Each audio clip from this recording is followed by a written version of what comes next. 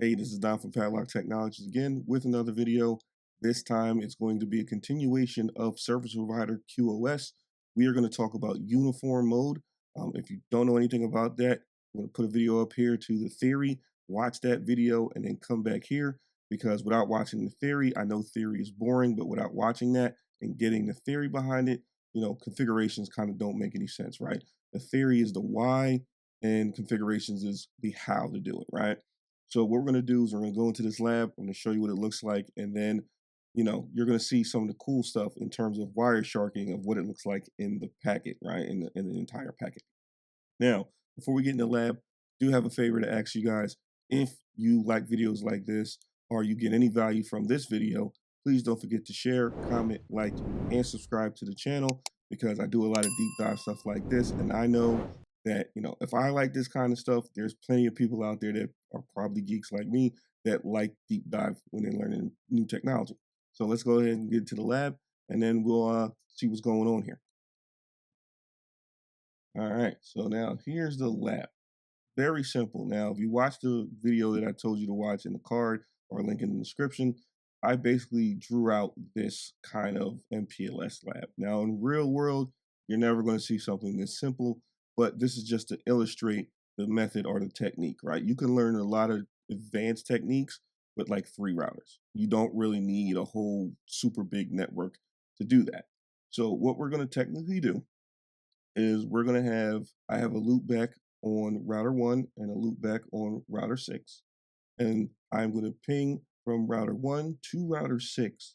And what I'm going to do is when it comes in, it's going to have the imposition. So it's going to get a IP precedence value of 5 that's going to be imposed on all the labels. So when we wire shark it, you will see it in the VPN label and the transport label. Then I'm just going to simulate a change. So when it gets to router 3, I'm going to change the transport label, the EXP bits in the transport label. I'm going to change that to 3. Now the VPN label is still going to be 5, right? Then it's going to get to the penultimate router, and I did make a change. I'm using an explicit null label here. So that's a label 0, right? Implicit null is 3 and alert label is 1. But in this example, we're going to use the explicit label. So what that's going to do is basically my ultimate router told the penultimate router, don't pop the label. Just swap it with the label 0 or the implicit label, and then I'll do all the processing. That's really the difference between explicit and implicit. If you do an implicit label, which is a default behavior on Cisco devices, what happens is the penultimate router will pop the transport label off, and then it will just send me the VPN label with the IP packet. In this example, what we're going to do is we're going to keep that transport label. We're going to swap it with the explicit null label. And then once it gets to router 5 here, you will see, hey, explicit null label on the top, the VPN label, and then the IP packet. And then I'm going to take the value from the EXP bits and I'm going to change it to a 3. So I'm going to copy it into the customer packet, IP packet, and then it's going to be a 3. All right. So that's what we're going to do.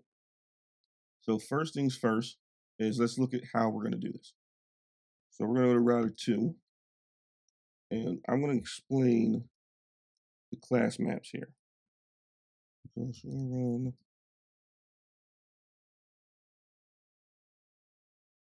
So what we're going to do here is we're just going to max the access group for called MPLS QoS in.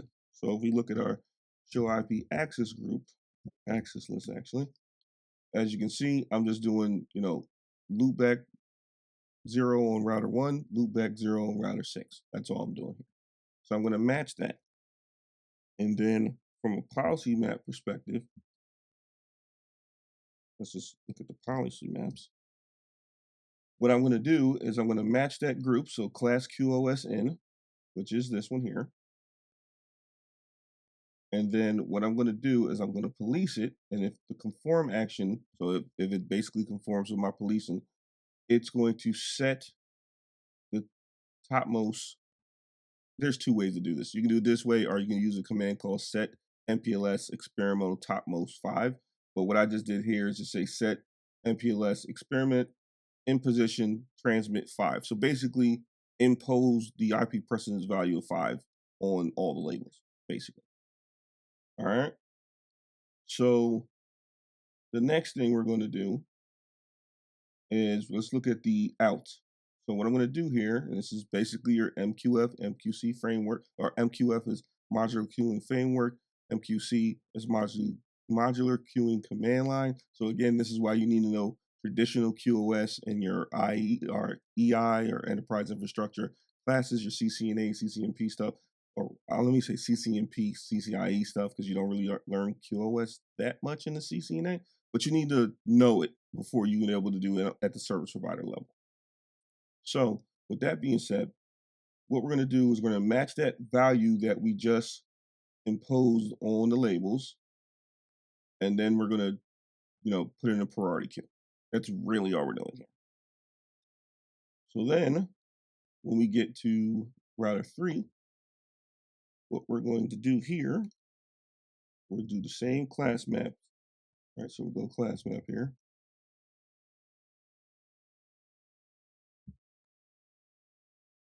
And what we're going to do is inbound, we're going to match the topmost, right?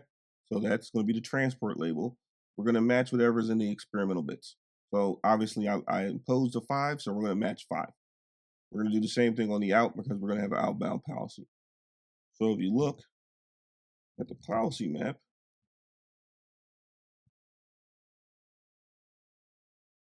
same thing here. So what we did, we just policed it on the inbound, right?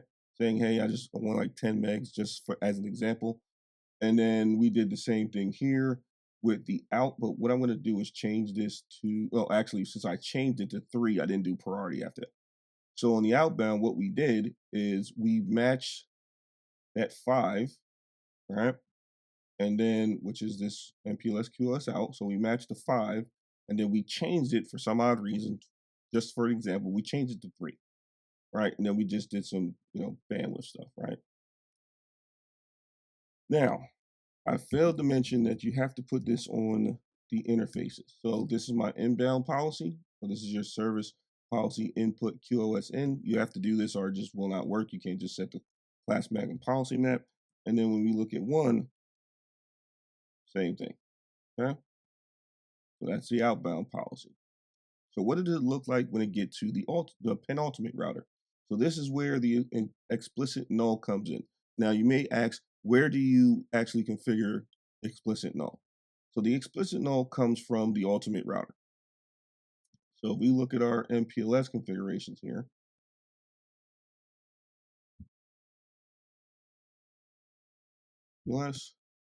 right here, this command tells the penultimate router, do not pop the label off. Don't pop the transport label off. That's an implicit null. This explicit null says don't pop it, just swap it with a label 0 so I can have that EXP, the information in the EXP bits, and then I could do something with that, right?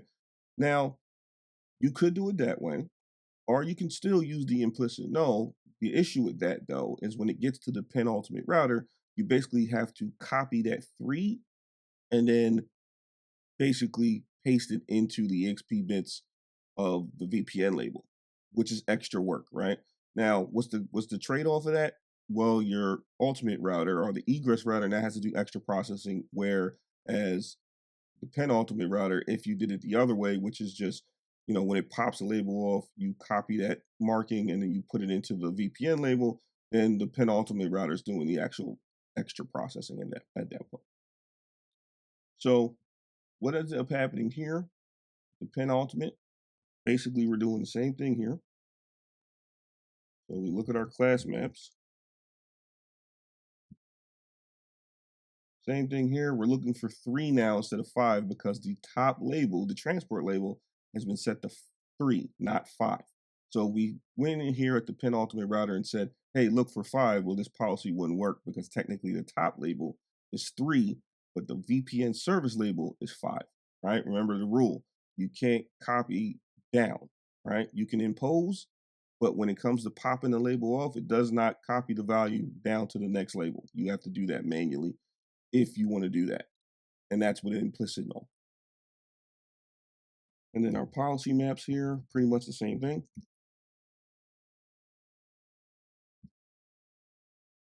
So this one, inbound, we're just doing basic policing stuff here. I did 5 megs for some reason. I just did 5.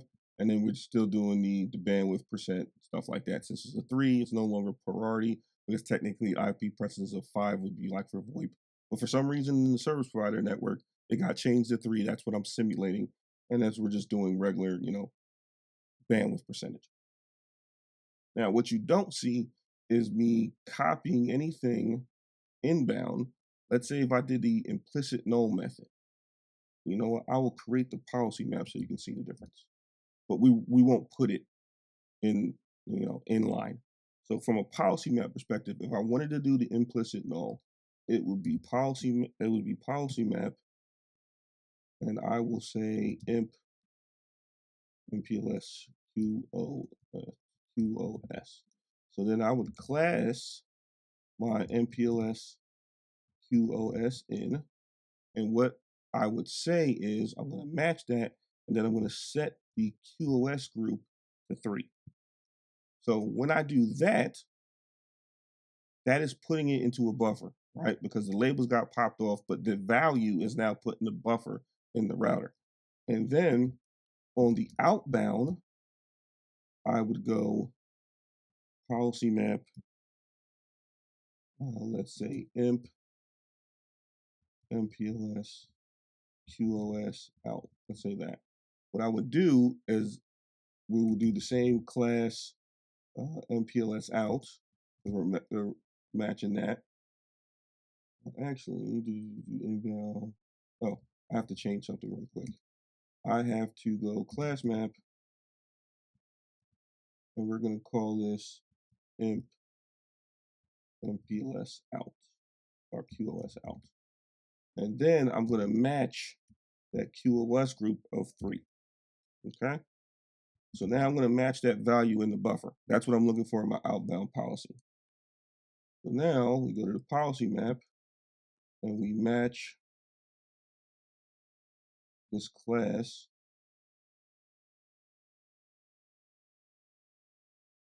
right? And then we would do set MPLS experimental topmost. Now in this one, depends on the image you get. In this one, you would normally say QoS group, but since I don't have that command in here, I would just do 3. And that would end up copying it into the VPN label if you were using implicit null. But since we're not doing implicit null, this is pretty much not needed. And I just did it so I could tell you the difference between the implicit null and the explicit null. All right. So now when we get to router 5, what ends up happening? So what router 5 is going to do, if we look at our class maps here,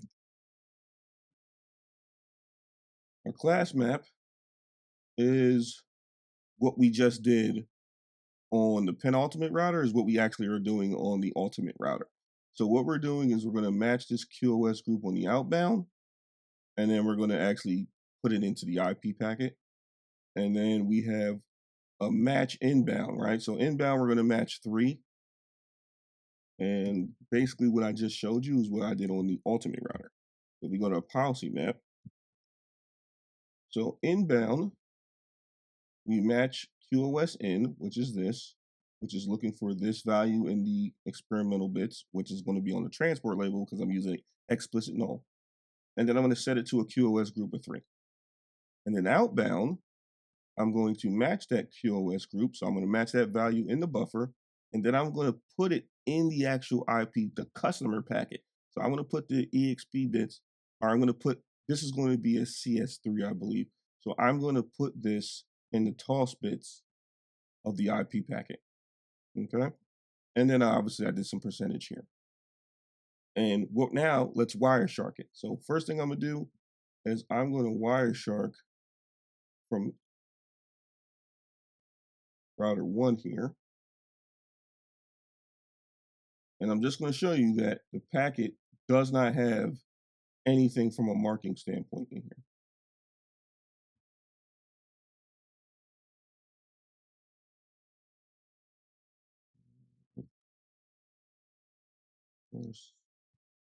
All right, so we look at that ping and stretch this out just a little bit.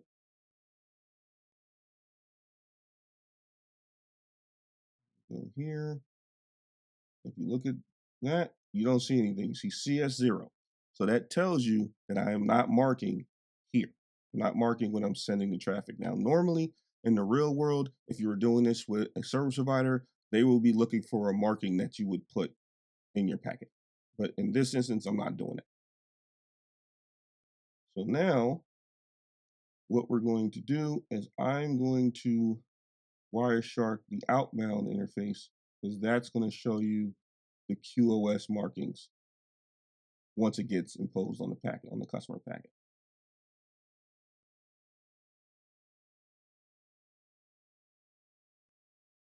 That out a little bit.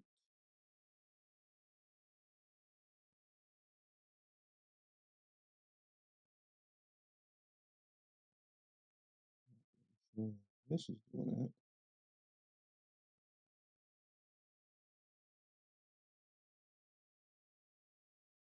Second here. Yeah, something got stuck. Looks like something got stuck here. So let's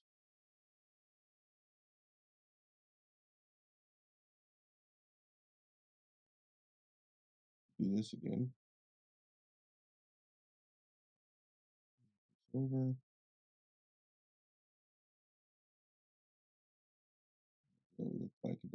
Looks like E doesn't like me to move it once before I actually select it. So let's do this the slow way.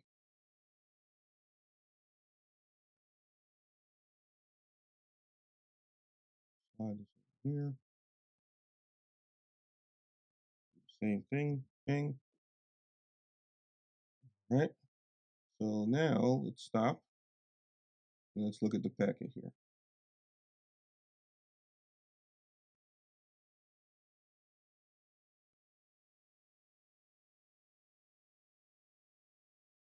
All right. Now, as you can see, we have two labels here. So you have your transport label and you have your VPN label, service label, and then you have the IP packet, and then obviously you have what's in there, the ping. Now, if you take close attention, you will see the EXP bits are 5, which is the in position. All right, that's what we did on the egress. As soon as we saw it matched that access list, it said, okay, but what we're going to do is we're going to impose this IP precedence value of 5 here. And remember the rule, in position goes on all the labels in the stack.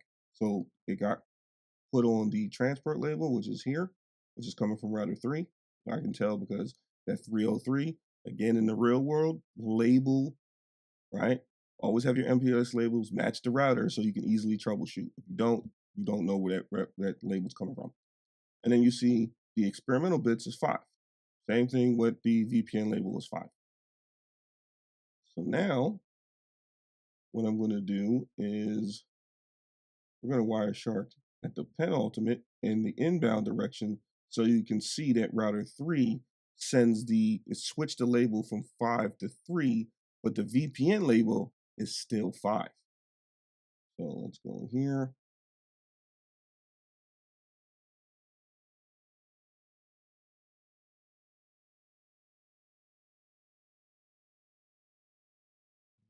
Move that out. Slide this over here. Do the same thing.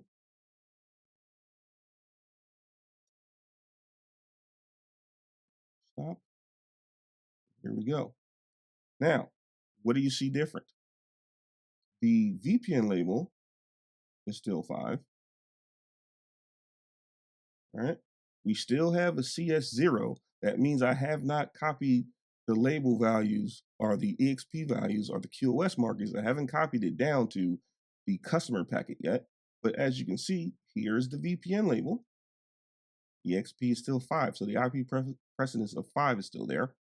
But you see that I swapped it out with 3, right? Remember, router 3 is going to look at 5 and then it's going to switch it for 3 just to simulate, oh, it got switched to 3 because it didn't, it wasn't conforming to something like that. You may have a policing strategy that says, hey, if it conforms, keep it 5. If it doesn't, or if it violates, make it 3. Like that's what I'm simulating here. But it's a 3. And the rule is that marking at the top label does not automatically get transferred to the next label. You have to manually do that. So now we're going to go to the ultimate router. Now remember, router 4 is going to do an explicit null. So it is you're going to see 2 labels instead of 1 label in an IP packet. You'll see 2 labels in an IP packet, and the top label will actually say explicit null. So what we're going to do here, let's go ahead and copy our capture on the inbound.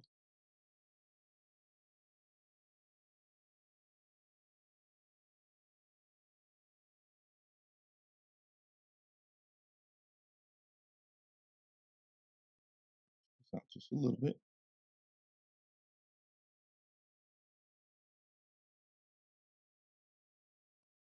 Same ping.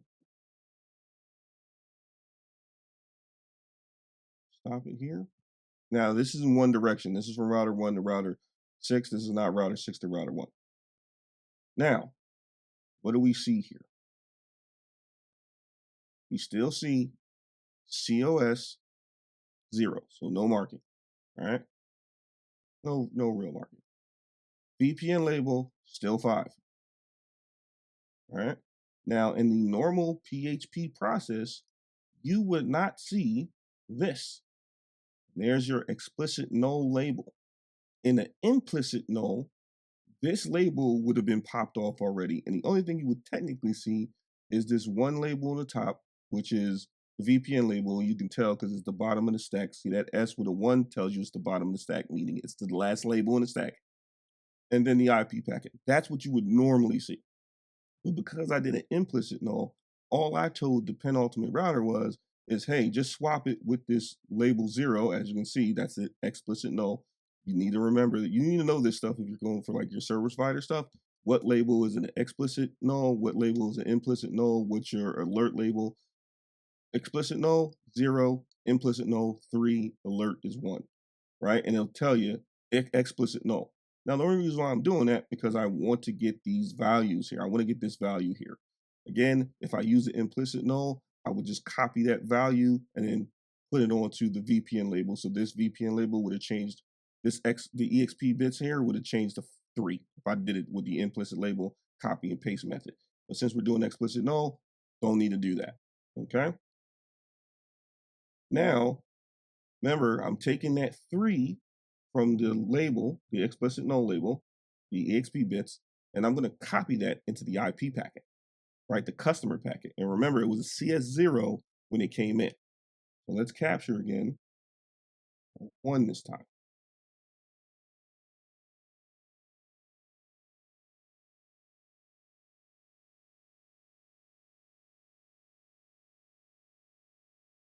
And you don't see anything there because I haven't pinged yet. Let's copy this over. Now let's see what happens when we actually ping. Stop it. Now, no labels. You don't see a transport label, MPLS service label. You don't see any of that because it popped both. The ultimate router popped both labels off. But let's look into the IP packet and see what we see. And there it is. Remember, we had a CS0 coming inbound. Well, I marked it on the service provider, and my policy is based on the service provider marking, but I copied it into the IP packet, and now I'm sending it off, right? And that's uniform mode. I'm basically uniform mode is basically going to take the SP marking and make it all the way down to the customer packet. That is the only one that that has the potential to change the customer market, right? In the real world. The other two, pipe and short pipe, doesn't change the customer marking, but your policies are a little bit different. And we'll go into that later when we talk about, when I actually lab up pipe and short pipe mode. But this is unified or uniform mode for MPLS and service provider networks. Now, in the real world, like I said, you would be sending them a marking, and then they will be matching that marking and then changing it to some marking in the service provider network. And then ultimately that can get copied down into the customer packet like we see here, and then get sent off on, to your other site in the other direction. So that's really it. Let's get out the lab and let's review what we already did. So that is uniform mode QoS for service provider networks. I know it's a lot. Again, watch my video on MPLS fundamentals. I'll put a link in the description below. Probably put a card up here too. And then make sure you have a understanding of QoS, because if you don't, none of this is going to make sense, right? Because you don't know anything about the TOS bits. Technically, that's for enterprise versus the XP bits, which is for the service provider MPLS side. You need to know at least the enterprise QoS to really grasp this topic. Again, I like doing videos like this, and if you got some value from this, please, if you haven't already, share, comment, like, and subscribe. Be on the lookout for the next video where we're going to go over pipe mode for the QoS and service provider networks. This is Don from Padlock Technologies again. Thank you, and have a nice day.